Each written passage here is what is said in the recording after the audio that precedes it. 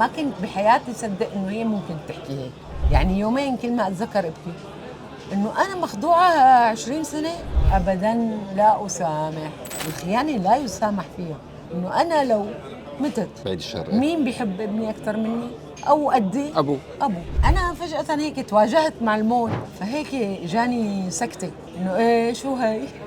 مساء الخير. اول حلقه على منصه ايكو مع حدا اكبر من اني سميه، اسمه اكبر من اي لقب. امانه والي مو اول مره معي. اول مره مو اول مره كتار لا، ولا العمر كله ان شاء من الله. زمان. لكي اسئلتنا سريعه. تمام. ليك مو هاي الاسئله اللي هي لا ايوه. هلا شوفي، كم موقف خيانه تعرضتي له؟ هذا اول سؤال. خيانه اي صداقيه مثلا. صداقيه، زوجيه، اي شيء. صداقه ايه كثير. اهتمام مرتب الصراحه. وتعلمت يعني هو الواحد بياكل. ما انا طبيعتي بروح للاخر بسهوله. يعني مو باخذ حذر. في اندفاع بيكون بالعاطفه. تمام. وباخذ اللي بيتصرف بهي الطريقه يعني بياكل كمان.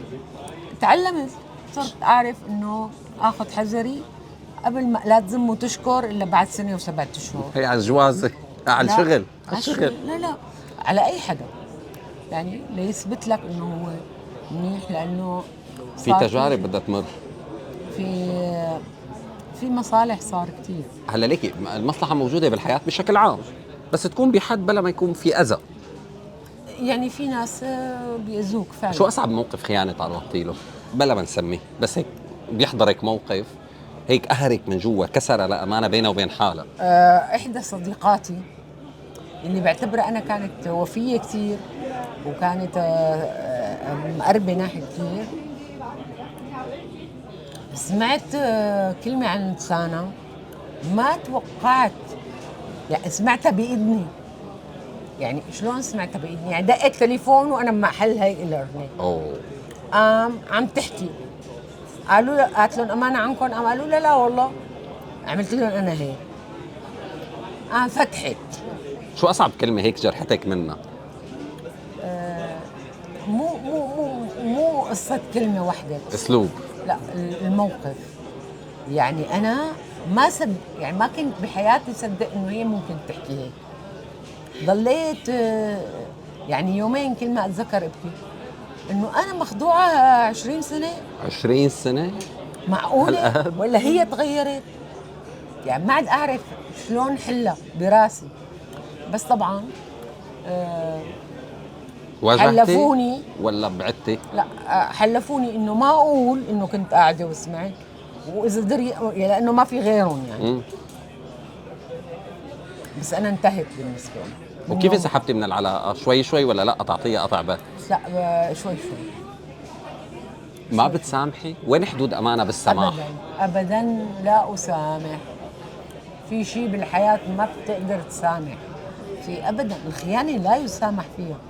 لا يسامح. خيانه المشاعر عم نحكي عنها بشكل عام. خيانه بشكل عام بكل معناها. الزوجيه، الاصدقاء، الاخوات. في شيء ما بيسامح فيه. يعني بتروح الثقه ما بترجع. الثقه بدها غلطه واحده وخالصه ما بترجع. فانا خسرت رفيقتي فعلا. المواقف بسلم عليها طبعا. المواقف الحلوه ما بتخليكي هيك يطرق قلبك انه اطلاقا ما في. انا عدوي عدو. قد ما انا طيبه وبقدم لاي طرف جرح يعني بيكون كبير. لاولادي، لجوزي، لشغلي، لاخواتي، لرفقاتي. انا من النوع اللي بيعطي حاله بسهوله. فلما بنجرح يعني خلص بينتهي. بينتهي بالنسبه. ما انا معلش قبل ما اكمل اسئلتي، انا لفتني دائما استاذ يوسف. معلش انا اسف انه عم جيب سيره استاذ يوسف بكل لقاء، بس اللي بيلفتني فيه استاذ يوسف حدا محارب بلقاءاته ومهاجم. بس في نقطة بيوقف عندها وقت تنذكر أمانة والي. شو السر يلي أنتم محافظين عليه بين أمانة ويوسف، يلي دائما يوسف رزق سيرة أمانة والي بكتير محبة وكتير خير، علما أنه هو شخص هجومي؟ أستاذ يوسف أنا اشتغلت معه قبل ما أتجوز، اشتغلت معه بعد ما تجوزت، واشتغلت معه بعد ما طلقنا وانفصلنا.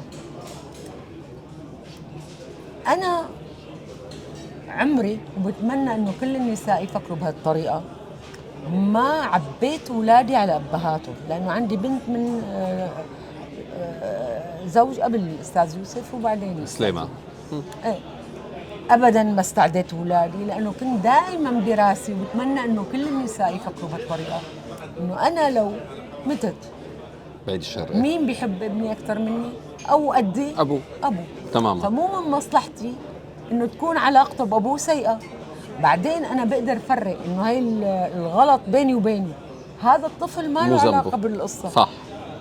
فبعمل علاقه طيبه حتى لو ما حبوه، غصبا عنه بجبره، يعني عن جد انه لازم تحب ابوك للولد. لا بجبر جوزي انه يعمل علاقه كويسه معي مشان ابنه، يعني مو مشان ابنه، مشان ما نبزق على حالنا انه والله نحن اوكي ما اتفقنا متزوجين خلينا اصدقاء السلام عليكم، وانا بقدم. هي يمكن انت عم تصوني الايام الحلوه.